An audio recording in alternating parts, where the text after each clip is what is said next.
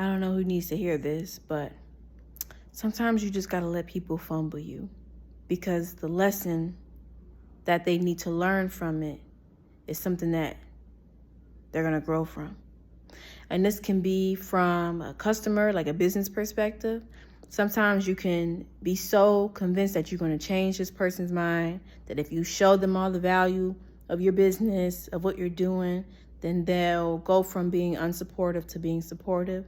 But if somebody has it in their head, if somebody has already decided from their ego that they won't do it, then you being in your ego about being set on changing their mind is wasting time, when you could be winning over the people who are actually trying to hear what you are selling. There's an actual customer out there, and I've had to learn this by actually learning, like, who is my actual audience, because I was so focused on this supposed audience that I was not seeing any engagement from. But when I actually took the time to be aware and pay attention, that's when I learned who my actual audience was. And then when I started talking to my actual audience, that's when I learned the conversation is actually so much different when you're talking to the right people. You're not actually having to convince people of your worth, of your value, when you're talking to the right people. And that also goes for just about everything. Romantically, if you're trying to convince that partner to whatever it is, spend more time with you, communicate with you, whatever it is, if you're trying to convince them to see your worth, if you want to just stick it out because, again, in your ego, you're like, I know they're not doing what I need. I know it's not what I was not serving me. It's not fulfilling me, but I'm going to show them, and I'm going to convince them, and I'm going to change. And while you're doing all that, your levels of bitterness rising, your levels of resentment rising, because you spending all this time trying to convince them when you could be in flow with somebody who's not only just going to see your worth, but who's going to honor it. It goes in terms of really just about everything. And sometimes, your employer as well, your job. Sometimes we stay in jobs that are toxic. We stay under managers that are messed up because, again, we're trying to convince them. I'm going to show them that I'm valuable. I'm going to show them that I'm a good employee. I'm going to show them. Meanwhile, they're not giving you no raises. They're not recognizing you for what you're doing in the job. None of that. And you're like, I'm going to show them, I'm going to stick around, and I'm going to show them that I can do it. But what do you lose in the process? Like, at what cost? Likely your mental and emotional health, your sense of stability, your sense of understanding and belief in your own worth. Because in the time that you're spending trying to convince somebody who's the wrong person of your worth, you're losing your own grasp of your worth. And even if you are successful, and 5 years down the line, you've convinced that employer, or you've convinced that partner, or you've convinced that customer that you had this value. Most of the time,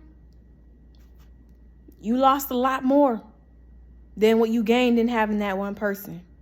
You lost your sense of your self-respect. You lost your optimism, because you likely at that point super cynical. I see people all the time posting about, like, whenever you got a soft spot for people, they just always gonna take advantage of it. And that's not the truth, because we need to actually be more accountable about how we get in that mode where we're like, I'm just gonna convince people. You know this is not the right person. You know you're not in flow. You know you're going against your discernment. You know you're going against your intuition. But you are so set on changing that person's mind. So it's not that everybody who you have a soft spot for is going to exploit that soft spot. No, it's actually time to be a little bit more accountable. It's you chose to stay in a situation with the wrong person who was going to exploit that soft spot. And so now, by the time you got out the situation, your view of the world is different. It's way more cynical. It's filled with so much more resentment. That thing, that business you had passion about, you're not as passionate about it because you done lost all the love for it, trying to force somebody who didn't have that love for it, instead of going and dwelling with those who do.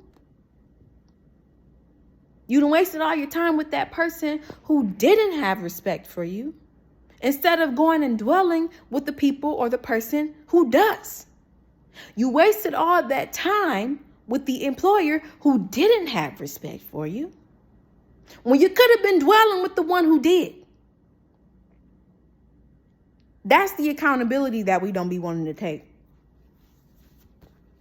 So the whole point of this was for me to just say, it's okay to let people fumble you sometimes.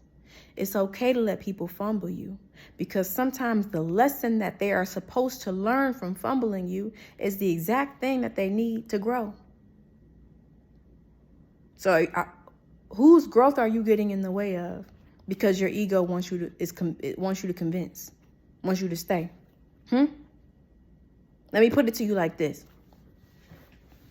If somebody drops a bowl of soup, hot bowl of soup, and you run and you clean it up before it could even touch the floor, guess what they're most likely going to keep doing? Dropping that soup. They're going to keep dropping that soup. You're going to get bent out of shape. Your back going to get bad because you stay jumping and trying to clean it up before it hit the floor, before it hits their feet. But guess what?